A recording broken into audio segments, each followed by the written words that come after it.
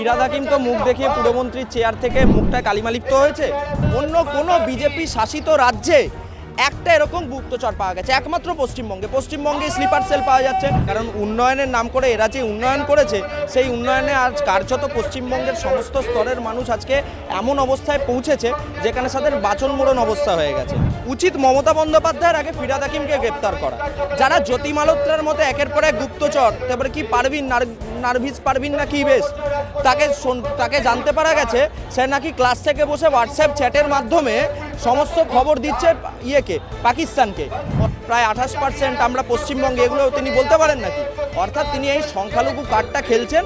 কার্ডটা খেলে একদিকে মমতা বন্দ্যোপাধ্যায়কে ভয় দেখাচ্ছেন যে আমরা কিন্তু সংগঠিত হচ্ছি, আপনাকে কিন্তু আগামী দিন মুখ্যমন্ত্রীর চেয়ার ছাড়তে হলে আমাকেই জায়গা দিয়ে যেতে হবে, অভিষেক বন্দ্যোপাধ্যায় কেউ নয়। ফিরহাদ হাকিম বলছেন যাদের মুখ দেখানো হয়ে গেছে তারা উঠে গেছে বিকাশ ভবনের সামনে থেকে, যাদের এখনো মুখ দেখানো হয়নি তারাই বসুন। দেখুন, ফিরহাদ হাকিম তো মুখ দেখিয়ে পুরমন্ত্রীর চেয়ার থেকে মুখটা কালিমালিপ্ত হয়েছে।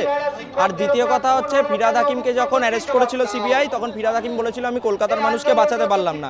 তারপরে আমরা দেখেছিলাম খাস ফিরহাদ হাকিমের কনস্টিটিউয়েন্সিতে ম্যানহোলের তলায় ঢুকে গিয়ে 2-3 জন মানুষ মারা গেছিল। তো স্বাভাবিকভাবে ফিরহাদ হাকিমের মুখ থেকে এইসব কথাবার্তা বাংলার মানুষ শুনতে এক্সপেক্টেড নয়। বাংলার মানুষ শুনতে এক্সপেক্টেড যে ফিরহাদ হাকিম কী করে নিজের কলকাতাকে আগামী দিন ডেভেলপ করবে।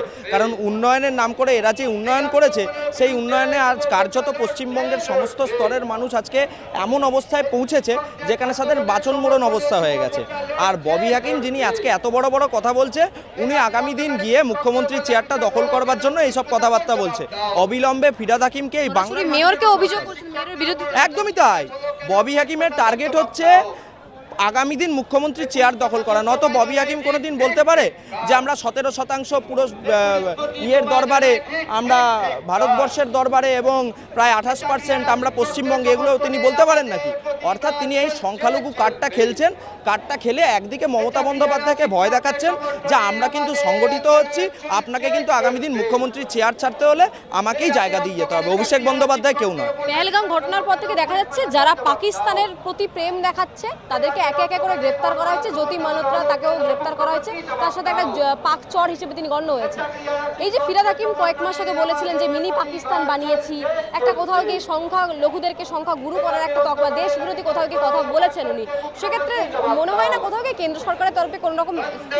দেখুন, কেন্দ্র সরকারের আগে রাজ্যের স্বরাষ্ট্র মন্ত্রকটা তো ভারতীয় জনতা পার্টি দ্বারা নিয়ন্ত্রিত নয়, রাজ্যের স্বরাষ্ট্র মন্ত্রকটা তৃণমূল দ্বারা নিয়ন্ত্রিত। উচিত মমতা বন্দ্যোপাধ্যায়ের আগে ফিরহাদ হাকিমকে গ্রেপ্তার করা। যারা জ্যোতি মালহোত্রার মতো একের পর এক গুপ্তচর, তারপরে কি পারভিন নার্ভিস পারভিন না কি বেশ, তাকে জানতে পারা গেছে সে নাকি ক্লাস থেকে বসে হোয়াটসঅ্যাপ চ্যাটের মাধ্যমে সমস্ত খবর দিচ্ছে পাকিস্তানকে। অর্থাৎ এগুলো সব লাস্কারি তাইবার প্রচ্ছন্ন মদতে এবং লাস্কারি তাইবার কি বলে প্রশিক্ষণে এরা আজকে এখানে গুপ্তচুরি করছে পশ্চিমবঙ্গের মাটিতে।